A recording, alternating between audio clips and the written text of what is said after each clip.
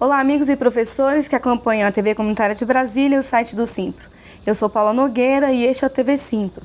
Conosco no estúdio hoje, Vilmara Carmo, que é diretora da Secretaria de Mulheres do Sindicato dos Professores do Distrito Federal. Vamos abordar neste programa os temas que serão debatidos durante a Assembleia do dia 17 de março, não é isso, Vilmara?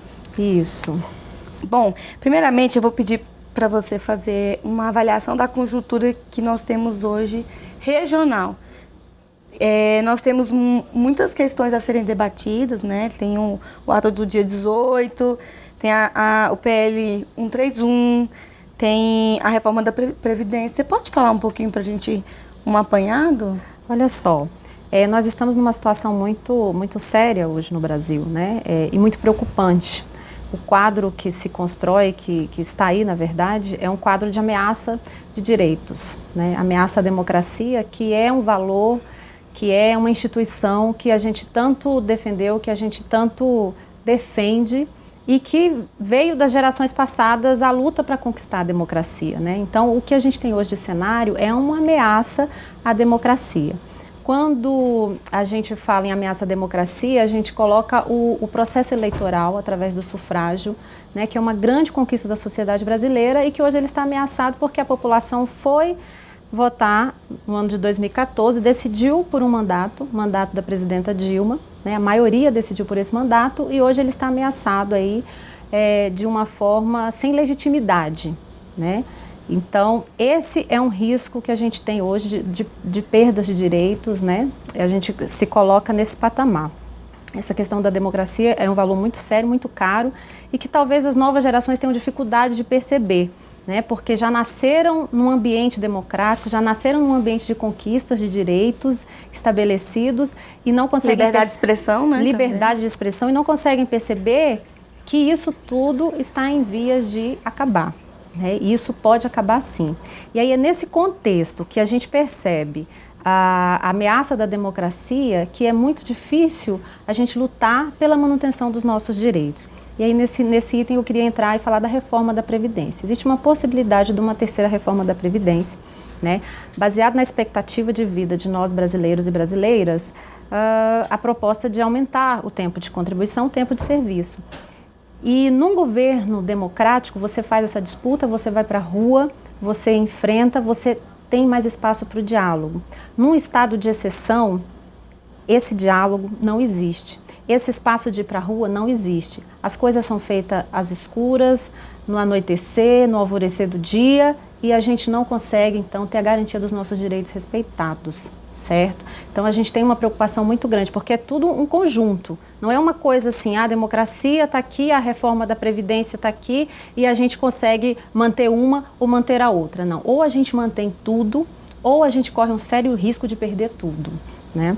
O que a gente tem conversado sobre a Petrobras nas escolas? A Petrobras hoje é a maior estatal que a gente tem no nosso país. Ela é uma estatal que explora o campo do pré-sal, e o pré-sal é uma grande riqueza da nação brasileira. E a gente faz a defesa dessa riqueza, de que essa riqueza tem que voltar para o povo brasileiro, tem que ser utilizado para as políticas sociais de educação, de saúde, de garantia da segurança alimentar. E o projeto que já foi aprovado no Senado Federal, o projeto do senador José Serra, que agora vai tramitar na Câmara Federal, é um projeto que como é que eu posso dizer? Ele dispensa as empresas exploradoras de petróleo de dar qualquer contribuição para a nação. Então libera, você não tem que pagar nada, você chega aqui, explora o petróleo é de vocês, não pertence ao povo brasileiro e não tem retorno nenhum. Então quando a gente faz a defesa da Petrobras, não significa que a gente não quer a prisão de quem roubou, né? Independente de ser Petrobras, em qualquer estatal, em qualquer órgão público, seja na escola pública, entendeu? As pessoas têm que ser presas, têm que ser punidas, têm que devolver o que roubou.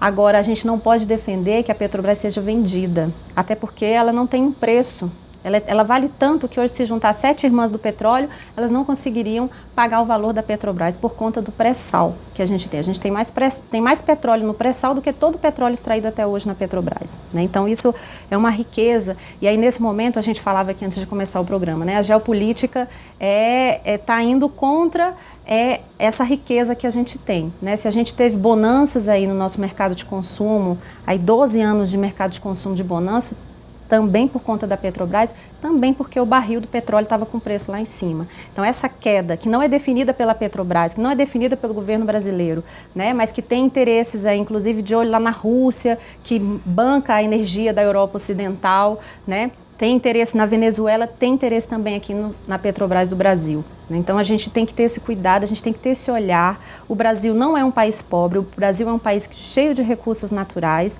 e que os capitalistas internacionais estão de olho aqui nessas riquezas. É um momento delicado, É um momento delicado e eles querem abocanhar essas riquezas, né? Então, a nação brasileira, a população brasileira, o professor, a professora tem que se apropriar do que é do Brasil e falar assim, sou contra a corrupção, mas a Petrobras é do povo brasileiro. O pré-sal é da educação, é da saúde. Perfeito, Vilmara. Nesse caso, ainda falando dentro dessa temática, na sua avaliação, nós temos sofrido um assédio midiático internacional e um golpe midiático nacional?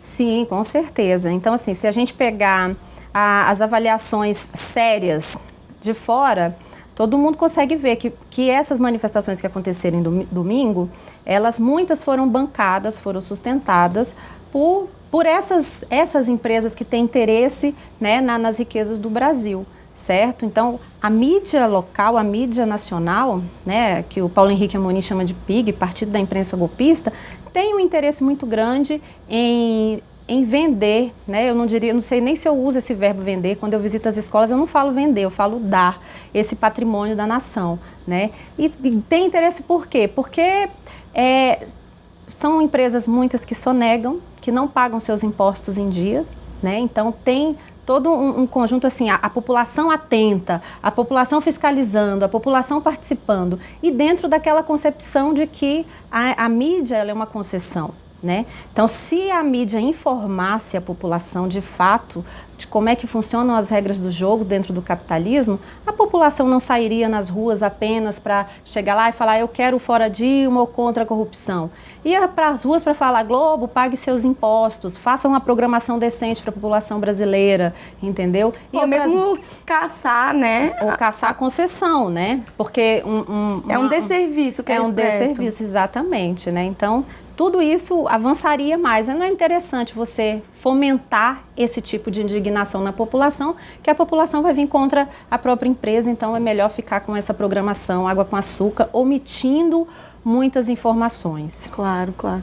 Tem uma questão interessante também, que o ideal é que a população paute os veículos de comunicação e não o inverso, né? Exatamente. O que tem acontecido é o inverso. A mídia brasileira tem convocado a população e uma parcela que tem o apoio financeiro muito maior do que a grande maioria tem ido para essas manifestações com apoio de pessoas que não estão informadas, né? E aí vão como se fosse uma grande boiada, vai todo mundo junto. Exatamente, né?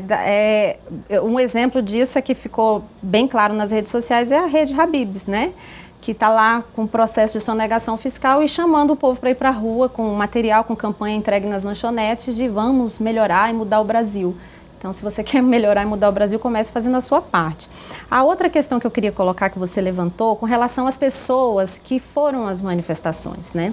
Eu falo que nem todo mundo que está ali é um Bolsonaro, é um Feliciano. Não, tem muita gente que está ali que quer mesmo um Brasil decente, né? Mas que, infelizmente, procura os meios de informação mais alienantes possível e vão para lá e acabam sendo confundidos como massa de manobra. Mas querem sim que a corrupção acabe, querem que o governo Dilma melhore as condições, porque nós estamos vivendo uma crise econômica que é mundial, mas que o Brasil tem a opção de contornar essa crise com outras ações aí do seu Ministério da Fazenda, né, que nós defendemos.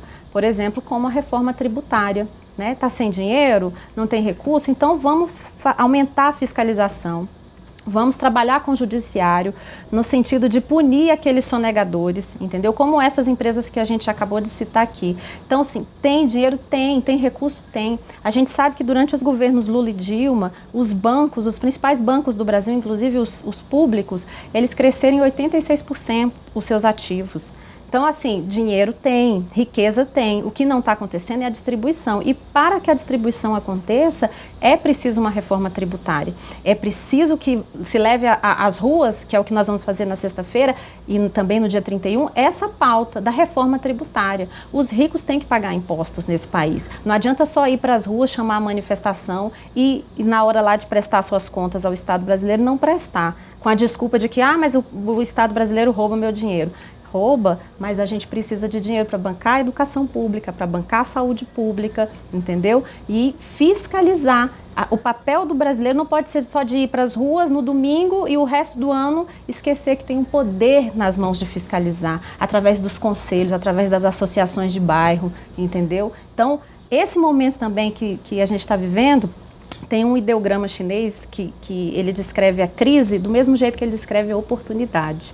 E eu gosto muito de falar isso, né? A gente está vivendo um momento de crise, mas é um momento também de oportunidade, da gente se reavaliar enquanto seres políticos. Peraí, eu estou querendo que o Brasil mude, mas o que eu faço na minha vida, no meu tempo, na semana, para que ele de fato mude? É uma autoavaliação profunda, na verdade. Exatamente. Né? Individual e também coletiva, do ponto de vista das organizações, do que nós da esquerda brasileira estamos fazendo para modificar esse quadro. Vamos para as ruas, agora vamos levar as nossas bandeiras. E uma das bandeiras fortes que a gente tem que enfrentar é, sim, a reforma tributária. É o combate à sonegação fiscal no nosso país, que é muito alto. Perfeito. Bom, Vilmara, e sobre o PL 131, o que a gente pode... O PL 131 é esse da Petrobras, que está agora para ser votado na Câmara, está na pauta, né? E que nós... vamos fazer toda a pressão, como a gente fez no Senado, para que ele não seja aprovado. Porque se for, é a entrega da Petrobras ao capital, aí às 7 irmãs exploradoras do petróleo, né, sem ter nenhum retorno para o povo brasileiro. Perfeito. Bom, e essa conjuntura, essa avaliação de conjuntura que você está fazendo é mais nacional, né, também. Uhum. Dentro do DF, nós temos também algumas consequências da greve do Sindicato dos Professores, né? Isso. Então, a gente fez a nossa greve o ano passado, e até porque era a última etapa do nosso plano de carreira, a Lei 5.105, que o governo não cumpriu. E nós, então, entramos em greve. Foi um momento muito difícil da categoria, porque já tinha se passado um ano que o governo ameaçou e retirou alguns direitos nossos. Durante a greve isso ficou muito evidente, mas nós levantamos a bola de que nós tivemos uma vitória política nessa greve, né, de 2015. Uma delas é a questão da jornada, né? Então a gente conseguiu que o governo não acabasse com a nossa jornada ampliada, onde o professor dá aula num turno e no outro turno ele coordena. Então essa lógica, que é uma conquista daqui do povo dos professores e das professoras do DF, a gente não perdeu, né? A outra questão que a gente conseguiu manter foram as organizações sociais apenas na educação infantil, né? Então hoje a gente tem uma realidade dos CEPIs que funcionam com OS, mas o governo queria avançar nessas OS, até porque na lógica do governo a educação não é investimento, a educação é custo, né? E aí na lógica do governo a educação infantil ela é muito cara, né? Porque você trabalha com mais recursos humanos, mais recursos materiais. Então, os recursos humanos na categoria ficam muito pesados. Então, é interessante terceirizar isso, né? Ao invés de você pagar um salário, que hoje é o piso da nossa categoria, você paga entre 1.400 e 1.600 para uma pedagoga na educação infantil. Então, assim, a lógica é muito perversa, certo? Então, a segurar as OS ali, não deixar que as OS avancem dentro do espectro da gestão pública, foi uma conquista da nossa greve, né? A outra questão é a questão dos contratos temporários. Apesar do governo só ter cumprido o acordo esse ano, agora, porque o acordo era dele ter enviado ainda o ano passado o projeto de lei regulamentando o auxílio alimentação e o auxílio transporte, mas ele mandou esse ano e isso então já fica regulamentado para os professores de contrato. Imagina, os professores de contrato que já tem um regime diferenciado do nosso, porque eles recebem por hora, não iriam receber nem auxílio alimentação, nem auxílio transporte. Uma coisa sem lógica, né? Que esse governo foi lá e mexeu, dizendo ele que foi provocado pelo Tribunal de Contas. Fragilizando, né? Totalmente. Fragilizando, coisa que nunca aconteceu antes na história dos contratos temporários, né? É uma forma de contratação que existe na Secretaria desde os anos 90. E aí o governo, agora Hollenberg, quis fazer isso. Não vou pagar auxílio transporte nem auxílio alimentação. Aonde já se viu isso? Aí eu brinco com os professores de contrato, vocês vêm para cá voando e se alimentam de vento, né? Então essa é uma parte do acordo que nós somos vitoriosos, que o governo cumpriu a sua parte. Agora tem a parte que ele não cumpriu, né? E é por isso que a gente está chamando a nossa Assembleia com paralisação para a gente fazer uma avaliação. Então quais foram os itens que ele não cumpriu? A questão da pecúnia dos aposentados do ano passado. Então todo mundo que aposentou no segundo semestre do ano passado, hoje corre o risco de não receber essa pecúnia. E em negociação com o governo no mês de janeiro, a gente perguntou, e aí, vai pagar ou não vai pagar? E aí a gente tem um silêncio do governo. Um silêncio no sentido de não sei, não sabemos. É essa a resposta que a gente tem do governo. Mas está no acordo, um dos condicionantes para a gente encerrar nosso movimento paredista foi a condição de pagar essa pecúnia até agora, o mês de março. E aí o governo simplesmente se retira da argumentação, falando que não teve empenho, enfim. A outra questão é o plano de saúde. Então foi formado o GT para trabalhar essa questão do plano de saúde e o governo também se retirou. A gratificação de ensino especial também, que é outro item, né, que foi acordado que o governo ia estudar uma forma, pagando de forma proporcional os professores que trabalham com crianças especiais, crianças ou jovens. Também não se conversou mais, né? A questão da multa ao sindicato, o governo também quis executar a ação agora, queria receber o dinheiro da multa, sendo que foi condicionante para encerrar, né, o nosso movimento. Então são todas essas questões que que você vai vendo assim, que é um governo sem palavra, né? Que você fecha um acordo, você fecha um conjunto de condições que podem ser resultados ou não de ganhos financeiros, como a HE, por exemplo. Hoje a maioria dos professores trabalham com uma ou duas turmas, né? Quem é professor de área específica com alunos especiais. Nós já ganhamos na justiça cerca de 8.000 casos por ano, né? A gente ganha na justiça e, no entanto, o governo tem essa dificuldade de pensar, né, a organização da secretaria para cumprir os acordos. A gente vê assim uma total falta de empenho do governo, né? Não é nem o empenho enquanto pagamento, mas é uma total falta de empenho, é um desconhecimento. A gente já colocou em mesa de negociação que o governo poderia conceder a licença prêmio para aquelas professoras e professores que estão readaptados, porque não precisa de substituição, mas a gente vê um marasmo, uma dificuldade, uma falta de compreensão dessa máquina, né, que é a Secretaria de Educação, que é uma máquina gigantesca, mas que assumiu o governo, tem que governar, né, e tem que governar dentro da lógica dos nossos direitos, sim, não pode governar desrespeitando os nossos direitos, que é o que a gente tem assistido nesse governo. Uma outra avaliação que eu queria fazer com você é sobre a questão do nosso arrocho salarial, né? Então e aí assim, esse é um apelo que a gente faz à categoria, para a gente pensar bem nisso.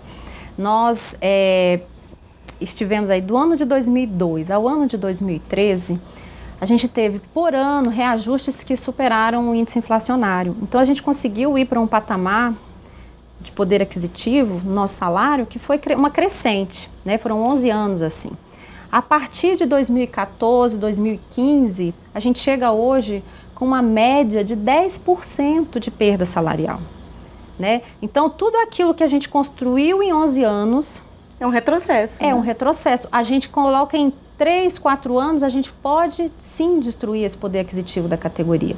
Não dá para a gente ficar na escola com os discursos de que é só R$200, é só R$300, é só isso, é só aquilo, entendeu? Porque isso no conjunto de um governo, no conjunto de um mandato, é uma perda muito significativa. O que esse governador quer provar? Que ele é mais do que a categoria?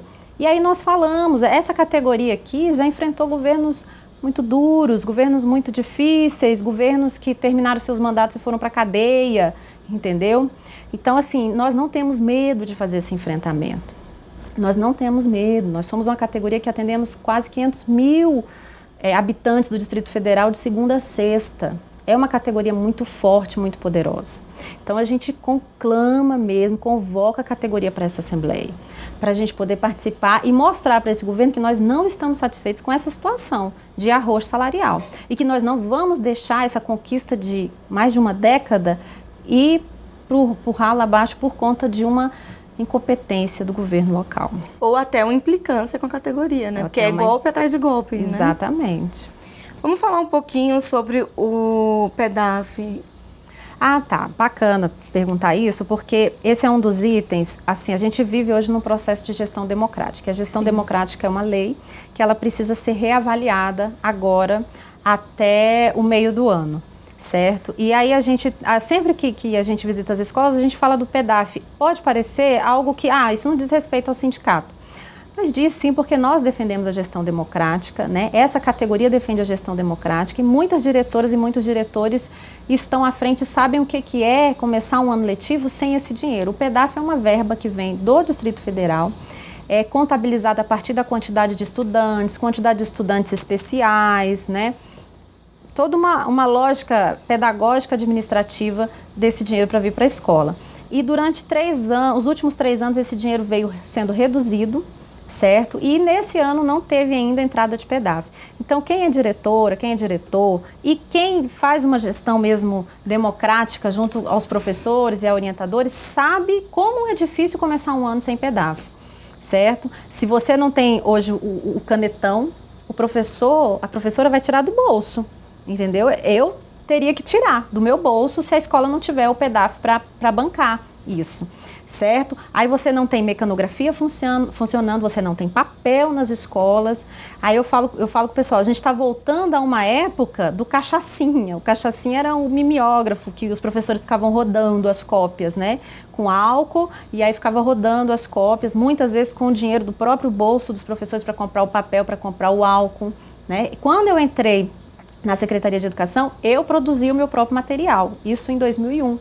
Porque nem tinha livro para ensino médio, para os estudantes do ensino médio, eu era professora de História do ensino médio, e nem tinha papel, nem mecanografia na escola que eu trabalhava, entendeu? Então, se eu quisesse que os meus alunos tivessem acesso e contato com algum material, eu tinha que providenciar as apostilas, e eu providenciava, saía do meu bolso, certo? Então, eu falo que a gente está voltando a esse momento. O PEDAF é uma verba que faz as escolas caminhar, não só do ponto de vista técnico, estrutural, mas do ponto de vista pedagógico. Como é que a gente vai trabalhar sem esse tipo de material, né?